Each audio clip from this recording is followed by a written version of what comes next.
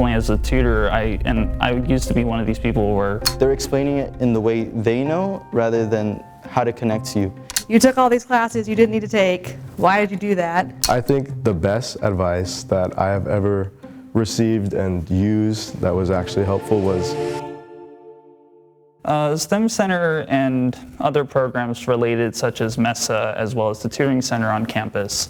These sorts of programs are very influential for my learning, essentially to not only gain support in some of the concepts I'm not grasping entirely, but at the same time, it was really influential to at least get another person's perspective as to what I could be going wrong. A lot of the benefits that come from being in the STEM Academy are kind of from the community. So I really just enjoy having fellow students who are pretty much in the same pool as me. It's a quiet environment, but it's not so quiet as a library where it feels empty or anything like that. I feel like it's been enriched my kind of learning process and my thought process, and I feel like a lot of it has to do with just being able to understand it. And with teachers, I feel, or teachers or instructors, whatever it might be, I feel like when you're in their classes, you kind of get like a feeling like this instructor has taught it over and over and over so many times, to the point where it's like when they do explain it to you, it's like they're explaining it in the way they know rather than how to connect to you. And I feel like the STEM Academy becomes that glue to mesh that learning with how you're able to understand it yourself. It's the perfect level of like noisy, people are talking, collaborating, and it's that perfect balance of focus. Choosing a mentor really kind of was a memorable thing for me. I had Wagman, and like even though he kind of was like my therapist, I guess, in some way, like whenever I felt lost or something, he always reassured me like it's okay to be this way, that keep going to the field, because eventually that's the whole point of it. Like there's times where I doubted myself and I'm like, oh, I don't think I belong here, and he's always been the one like, just okay, it's fine, get back up and let's go. Having a faculty mentor is something I never even really thought I would have the opportunity to get. I didn't even really think about anything like that. Last semester I had she was a biology major and she was my mentor.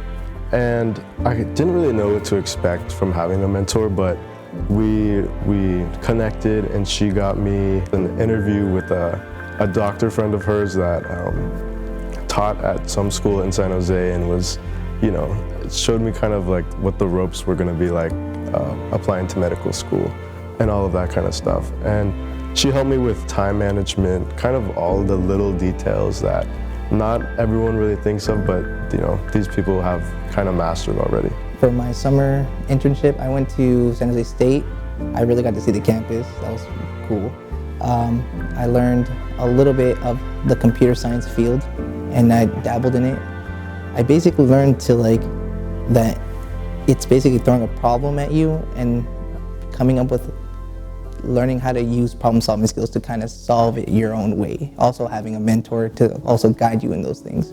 So I had, for instance, my research was like data science, so I had to make sure I had to plot different things and use a different method to solve this and that, and it was cool. I liked it. Some of the major highlights of my summer internship have been definitely visiting another university, in my case San Jose State University, visiting their labs in their engineering departments has been wonderful, as well as meeting the faculty at that university, and as it's one of the universities that I've applied to, that has given me many resources, and definitely the learning experience, the knowledge that I have acquired during my internship.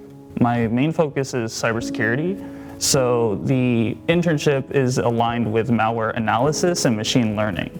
So my second one was very influential in a way of having team building, but at the same time going towards my focus to understand what is malware and how can we essentially defend against it, because in the world of cybersecurity, it's growing more and more.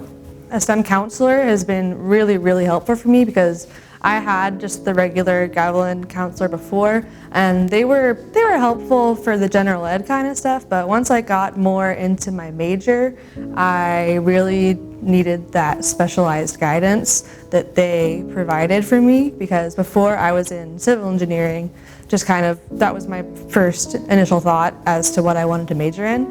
And they basically told me, you took all these classes you didn't need to take, why did you do that? I was like, well, I said I want to do engineering to the general counselors, and they just kind of put me in generic classes, not really ones targeting the ones that I needed at the time. And now that I've talked to their counselors and other students, I've kind of changed my major to be more into what I'm personally interested in and what will help me become like a lawyer, a patent lawyer in the future. So it's not just what classes you should go to. It's not only like, oh, you're falling behind on this. It's everything almost. It's almost like, how can we help you beyond Gavilan, right? How can we help you beyond just like doing your courses, but also helping you while you've left, right? So with my counselor specifically, I've gotten help with like many different pathways. I've thought of, oh, what if I want to go to San Jose State?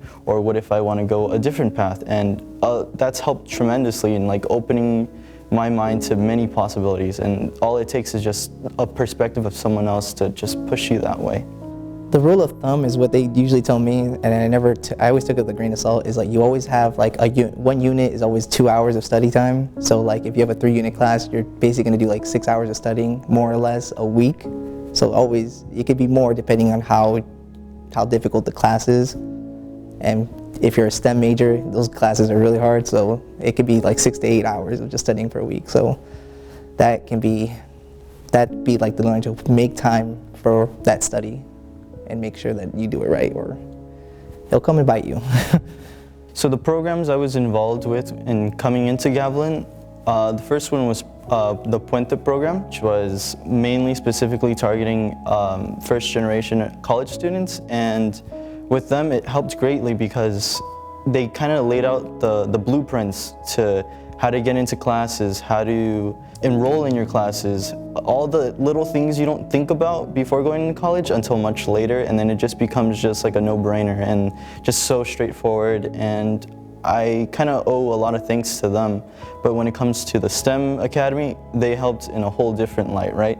They give you the specifics, they give you the straightaways, they make everything kind of streamlined so you can just get in with your major and your coursework and then just get out as soon as possible, and in such a supportive way. Something that would help new students face the coursework and the amount of work, I think, will be discipline. In the STEM field, taking math, physics, chemistry, any science or math class, it requires time, it requires effort, and gotta dedicate those hours, many hours. I would say don't be shy. Always reach out to get a study buddy. And that's the whole reason why you come to college. Don't be shy. Always accept to be not the smartest person in the room, I guess, but also don't shy away from it. Like, be okay with who you are and just go get it. Like, go get a friend, go say hi to somebody, it's fine. No one's gonna bite you. At least I haven't got bitten, so.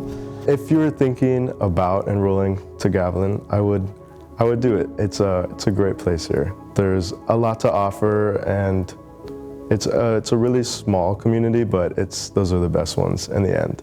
And if you already are applied to Gavilan, do your basic study, don't start your assignments till the last day.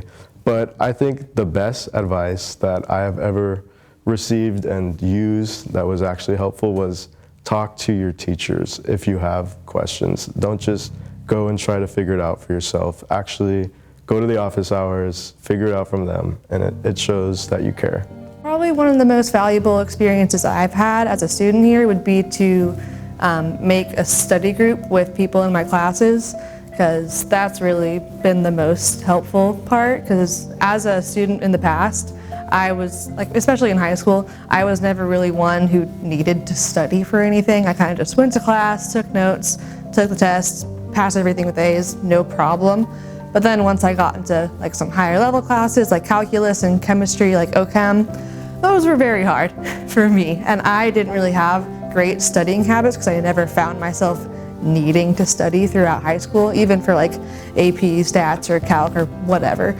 So finding those students that could help me develop those skills really, really helped. And they really keep you accountable too. Like, they'll make sure you actually do your homework, and if you have questions, you can ask them really, really easily. Advice I would give to a high school student coming into Gavilan is, first of all, you definitely should, because looking at it in the perspective of a first-generation student, it's inexpensive. A lot of what your classes are basically paid for if you take the FAFSA route, if you take the support of all the things that Gavilan has to offer.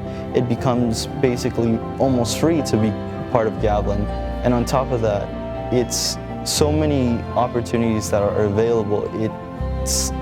It feels wrong not to take advantage of them.